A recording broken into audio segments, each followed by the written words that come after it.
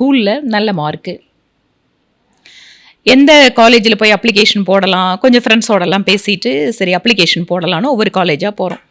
BAG arts, Krishnammal, Nirmala college, இந்த மாதிரி ஒவ்வொரு காலேஜாக நான் அப்ளிகேஷன் போட்டுட்டு அம்மாவும் நானும் போகிறோம். போகும்போது அந்த காலேஜில் அப்ளிகேஷன் கொடுத்தோன்னே மார்க்கை பார்த்துட்டு ரொம்ப நல்ல மார்க்கு, உடனே பணம் கட்டுங்க அப்படிங்கிறாங்க.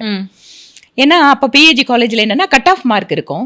கட் ஆஃப் மார்க்கு யார் அப்ளிகேஷன் கொண்டு வந்தாலும் அவங்கள உடனே எடுத்துக்குவாங்க. இன்னைக்கு மாதிரி அந்த காம்படிஷன்லாம் அப்போ கிடையாது. ஓகே, சரி என்னோட பணத்தை கட்ட சொல்கிறாங்க. நாங்கள் அன்னைக்கு வந்து அப்ளிகேஷன் போடுறதுக்கு தான் போயிருக்கோம். ஓகே, அன்பிரிப்பேர்டு. ஸோ நாங்கள் வீட்டுக்கு வந்துடுறோம், உடனே பின்னாலேயே போஸ்ட் கார்டு வருது, இத்தனை தேதிக்குள்ளே பணம் கட்டுங்கன்னு. அதுக்கப்புறம் நாங்கள் போய் அந்த காலேஜில் பிஎஸ்சி கெமிஸ்ட்ரி தான் நான் கேட்டேன். கெமிஸ்ட்ரியில் தான் நல்ல மார்க் வாங்கியிருந்தேன். அதனால கெமிஸ்ட்ரி ஃபிசிக்ஸ் அதெல்லாம் ஒன்றும் தெரியாது. கெமிஸ்ட்ரி டிபார்ட்மெண்ட்டில் உடனே அப்ளிகேஷன் வந்து நம்ம எடுத்துட்டாங்க, உடனே மார்க் அட்மிஷன் கொடுக்குறாங்க, சேர்ந்துட்டேன். அவ்வளோதான். அதனால் காலேஜில் BSc chemistry.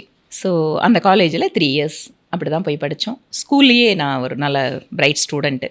10th government school தான். 10th வந்து ஃபஸ்ட் மார்க். ஆமாம். ஸோ அதுக்கப்புறம் +1 +2 இதே Thondamuthur government higher secondary school. So அதில் படிச்சுட்டு தான் காலேஜ் போனேன்.